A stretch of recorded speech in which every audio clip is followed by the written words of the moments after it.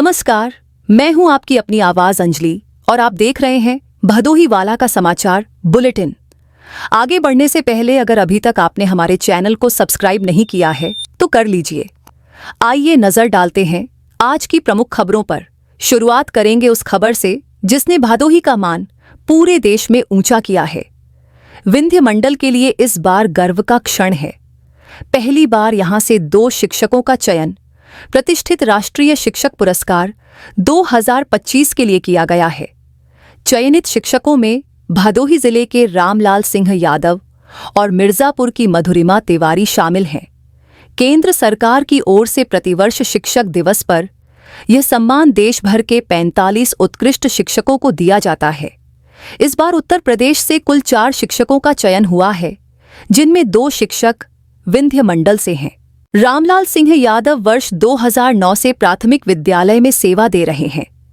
ग्रामीण परिवेश में बच्चों को बेहतर शिक्षा और तकनीक से जोड़ने के उनके प्रयासों की सराहना की गई है। वहीं मधुरिमा तिवारी ने इंटर कॉलेज में शिक्षण के साथ साथ छात्राओं को नवाचार और प्रतियोगी परीक्षाओं के लिए प्रेरित किया है। राष्ट्रीय शिक्षक पुरस्कार 5 सितंबर को दिल्ली में राष्ट्रपति के हाथों प्रदान किया जाएगा। इस उपलब्धि से विंध्य मंडल के शिक्षा जगत में उत्साह का माहौल है। आपको बता दें कि रामलाल सिंह यादव के बच्चे सरकारी स्कूल में पढ़ते हैं। इसके पीछे उन्हें यह संदेश देना था कि अगर नेक इरादे हों तो सरकारी विद्यालयों में भी बेहतर माहौल और पढ़ाई हो सकती है। इसके बाद इनके विद्यालयों में खूब नामांकन हुए। ब्लॉक संसाधन केंद्र ज्ञानपुर के बड़वापुर कंपोजिट विद्यालय के प्रधानाध्यापक रामलाल सिंह यादव राष्ट्रपति पुरस्कार से सम्मानित होंगे। रामलाल सिंह यादव ने बताया कि शिक्षक और बच्चों के सहयोग से ही उन्हें यह पुरस्कार प्राप्त हो सका है।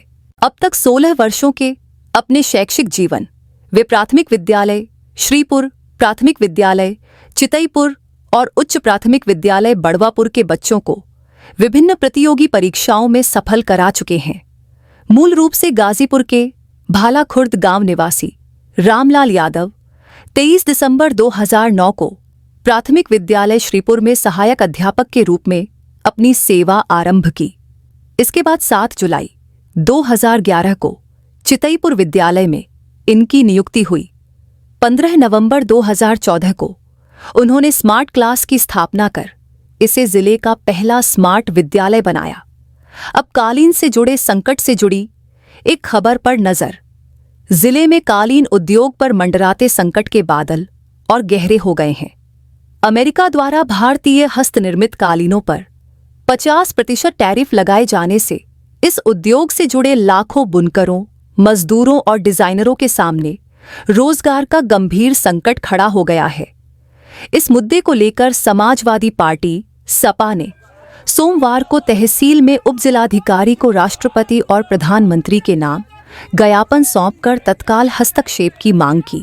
सपा के प्रदेश सचिव आरिफ सिद्दीकी ने कहा कि भदोही का कालीन उद्योग, जो लगभग 100 वर्षों से देश की अर्थव्यवस्था और ग्रामीण आजीविका का महत्वपूर्ण आधार रहा है, आज अभूतपूर्व संकट का सामना कर रहा है।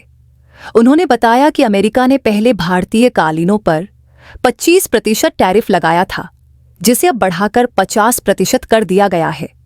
इस फैसले से कालीन उद्योग वैश्विक मंदी की ओर बढ़ रहा है, जिसका सीधा असर भदोही के लगभग 16 लाख बुनकरों और मजदूरों पर पड़ रहा है। अब अपराध जगत से जुड़ी खबर पर एक नजर। भदोही के अभोली गांव में गैस पाइपलाइन मुआवजे की रकम हड़पने का मामला सामने आया है। यूनियन बैंक ऑफ इंडिया की सुरियावां शाखा में फर्जी खाता खोलकर धोखाधड़ी करने के 2 आरोपियों को पुलिस ने गिरफ्तार कर लिया है। पीड़ित कृपाशंकर मिश्र की जमीन पर कांडला गोरखपुर गैस पाइपलाइन बिछाई गई थी। इसका मुआवजा 29 अप्रैल 2022 को मिला था, लेकिन फसल का भुगतान अब भी बाकी था।